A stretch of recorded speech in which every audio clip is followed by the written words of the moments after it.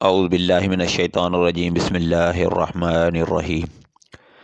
ان کے بدن، کھال، بال، غرض ہر چیز بالکل صحیح سلامت تھی، یعنی جیسے سوتے وقت تھے بالکل ویسے ہی تھے، کسی قسم کی کوئی تبدیلی واقع نہیں ہوئی۔ وہ آپس میں کہنے لگے، کیوں بھائی، بھلا ہم کتنی دیر تک سوتے رہے ہیں؟ ایک نے جواب دیا، 1 دن یا اس سے بھی کم۔ یہ بات اس نے اس لیے کہی تھی کہ وہ صبح کے وقت سوئے تھے اور جب جاگے تو شام کا وقت تھا، اس لیے انہوں نے یہی خیال کیا کہ وہ 1 دن یا اس سے کم سوئے ہیں۔ پھر ایک نے یہ کہہ کر بات ختم کر دی، اس کا درست علم تو اللہ کو ہے۔ اب انہیں شدید بھوک پیاس کا احساس ہوا۔ انہوں نے سوچا بازار سے کھانا منگوانا چاہیے۔ پیسے ان کے پاس تھے، ان میں سے کچھ وہ اللہ کے راستے میں خرچ کر چکے تھے، کچھ ان کے پاس باقی تھے۔ ایک نے کہا، ہم میں سے کوئی پیسے لے کر بازار چلا جائے اور کھانے کی کوئی پاکیزہ اور عمدہ چیز لے آئے، اور جاتے ہوئے اور آتے ہوئے اس بات کا خیال رکھے کہ کہیں لوگوں کی نظر اس پر نہ پڑ جائے۔ سودا خریدتے وقت بھی ہوشیاری سے کام لے، کسی کی نظروں میں نہ آئے۔ اگر انہیں ہمارے بارے میں معلوم ہو گیا تو ہماری خیر نہیں۔ دقیانوس کے آدمی ابھی تک ہمیں تلاش کرتے پھر رہے ہوں گے۔ چنانچہ ان میں سے ایک غار سے باہر نکلا، اسے سارا نقشہ ہی بدلا نظر آیا۔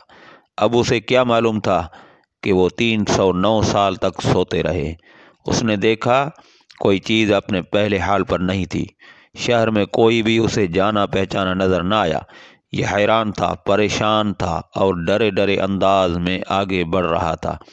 اس کا دماغ چکرا رہا تھا، سوچ رہا تھا کل شام تو ہم اس شہر کو چھوڑ کر گئے، پھر یہ اچانک کیا ہو گیا ہے؟ جب زیادہ پریشان ہوا تو اس نے اپنے دل میں فیصلہ کیا، مجھے جلد از جلد سودا لے کر اپنے ساتھیوں کے پاس پہنچ جانا چاہیے۔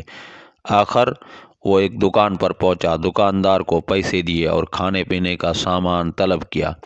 دکاندار اس سکے کو دیکھ کر حیرت زدہ رہ گیا۔ اس نے وہ سکہ ساتھ والے دکاندار کو دکھایا اور بولا، بھائی ذرا دیکھنا یہ سکہ کس زمانے کا ہے؟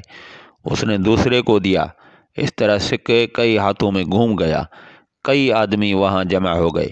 آخر انہوں نے اس سے پوچھا، تم یہ سکہ کہاں سے لے آئے ہو؟ تم کس ملک کے رہنے والے ہو؟ جواب میں اس نے کہا، میں تو اسی شہر کا رہنے والا ہوں، کل شام ہی کو تو یہاں سے گیا ہوں۔ یہاں کا بادشاہ دقیانوس ہے۔ وہ سب اس کی بات سن کر ہنس پڑے اور بولے، یہ تو کوئی پاگل ہے، اسے پکڑ کر بادشاہ کے پاس لے چلو۔ آخر اسے بادشاہ کے سامنے پیش کیا گیا۔ وہاں اس سے سوالات ہوئے، اس نے تمام حال کہہ سنایا۔ بادشاہ اور سب لوگ اس کی کہانی سن کر حیرت زدہ رہ گئے۔ آخر انہوں نے کہا، اچھا ٹھیک ہے، تم ہمیں اپنے ساتھیوں کے پاس لے چلو، وہ غار ہمیں بھی دکھاؤ۔ چنانچہ سب لوگ اس کے ساتھ غار کی طرف روانہ ہوئے۔ ان نوجوانوں سے ملے اور انہیں بتایا کہ دقیانوس کی بادشاہت ختم ہوئے 3 صدیاں بیت چکی ہیں اور اب یہاں اللہ کے نیک بندوں کی حکومت ہے۔ بہرحال ان نوجوانوں نے اپنے بقیہ زندگی اسی غار میں گزاری اور وہیں وفات پائی۔ بعد میں لوگوں نے ان کے اعزاز کے طور پر پہاڑ کی بلندی پر ایک مسجد تعمیر کی تھی۔ ایک روایت یہ بھی ہے کہ جب شہر جانے والا پہلا نوجوان لوگوں کو لے کر غار کے قریب پہنچا تو اس نے کہا، تم لوگ یہیں ٹھہرو، میں جا کر انہیں خبر کر دوں۔ اب یہ ان سے الگ ہو کر غار میں داخل ہو گیا۔ ساتھ ہی اللہ تعالی نے ان پر پھر نیند طاری کر دی۔ بادشاہ اور اس کے ساتھی اسے تلاش کرتے رہ گئے، نہ وہ ملا اور نہ ہی وہ غار انہیں نظر آیا۔ اللہ تبارک و تعالی نے ان کی نظروں سے غار کو اور ان سب کو چھپا دیا۔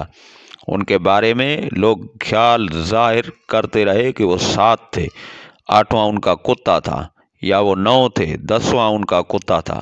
بہرحال ان کی گنتی کا صحیح علم اللہ ہی کو ہے۔ اللہ تعالیٰ نے اپنے نبی کریم صلی اللہ علیہ وآلہ وسلم سے ارشاد فرمایا، ان کے بارے میں زیادہ بحث نہ کریں اور نہ ان کے بارے کسی سے دریافت کریں، کیونکہ ان کے بارے میں لوگ اپنی طرف سے باتیں کرتے ہیں، کوئی صحیح دلیل ان کے پاس نہیں۔ مشرکین کا دوسرا سوال تھا، ذوالقرنین کون تھا؟ ذوالقرنین کے بارے تفصیلات یوں ملتی ہیں، ذوالقرنین ایک نیک، خدا رسیدہ اور زبردست بادشاہ تھا۔ انہوں نے 3 بڑی مہمات سر کیں۔ پہلی مہم میں وہ اس مقام تک پہنچے جہاں سورج غروب ہوتا ہے۔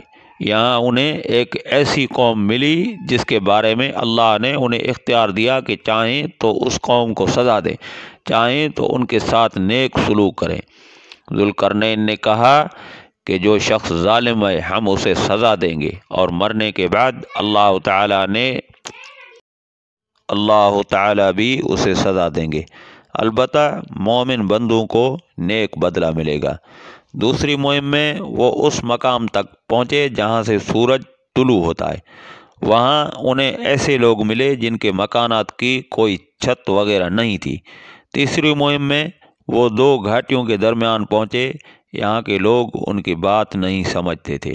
انہوں نے اشاروں میں یا ترجمان کے ذریعے یاجوج و ماجوج کی تباہ کاریوں کا شکوہ کرتے ہوئے ان سے درخواست کی کہ وہ ان کے اور یاجوج ماجوج کے درمیان بند بنا دے۔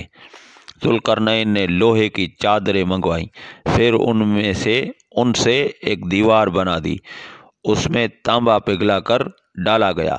اس کام کے ہونے پر ذوالقرنین نے کہا، یہ اللہ کا فضل ہے کہ مجھ سے اتنا بڑا کام ہو گیا۔ قیامت کے قریب یاجوج و ماجوج اس دیوار کو توڑنے میں کامیاب ہو جائیں گے۔ ذوالقرنین کے بارے میں مختلف وضاحتیں کتابوں میں ملتی ہیں۔ قرنین کے معنی 2 سمتوں کے ہیں۔ ذوالقرنین دنیا کے 2 کناروں تک پہنچے تھے، اس لیے انہیں ذوالقرنین کہا گیا۔ بعض نے قرن کے معنی سینگ کے لیے ہے، یعنی 2 سینگوں والے۔ ان کا نام سکندر تھا، لیکن یہ یونان کے سکندر نہیں ہے جسے سکندر اعظم کہا جاتا ہے۔ یونانی سکندر کافر تھا، جبکہ یہ مسلم اور ولی اللہ تھے۔ یہ سام بن نوح علیہ السلام کے اولاد میں سے تھے۔ خضر علیہ السلام ان کی فوج کا جھنڈا اٹھانے والے تھے۔ تیسرے سوال یعنی روح کے بارے میں اللہ تبارک و تعالی نے ارشاد فرمایا، یہ لوگ آپ سے روح کے بارے میں پوچھتے ہیں، آپ فرما دیجئے کہ روح میرے رب کے حکم سے قائم ہے، یعنی روح کی حقیقت اسی کے علم میں ہے، اس کے سوا اس کے بارے میں کوئی نہیں جانتا۔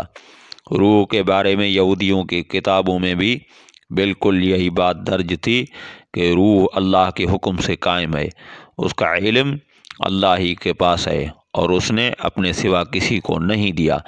یہودیوں نے مشرکوں سے پہلے ہی کہہ دیا تھا کہ اگر انہوں نے روح کے متعلق کچھ بتایا تو سمجھ لینا وہ نبی نہیں ہے، اگر صرف یہ کہا کہ روح اللہ کے حکم سے قائم ہے تو سمجھ لینا کہ وہ سچے نبی ہیں۔